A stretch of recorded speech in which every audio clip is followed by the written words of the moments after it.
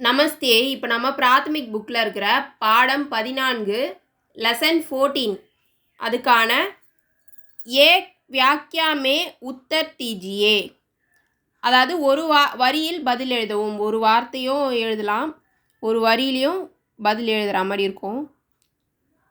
Answer in one word. யக் गाड़ी कहाँ जाएगी? यह गाड़ी मदुरई जाएगी.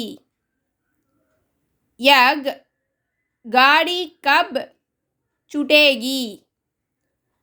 यह गाड़ी रात को 8 बजे छूटेगी. कोडाईकनाल में हम क्या देखेंगे?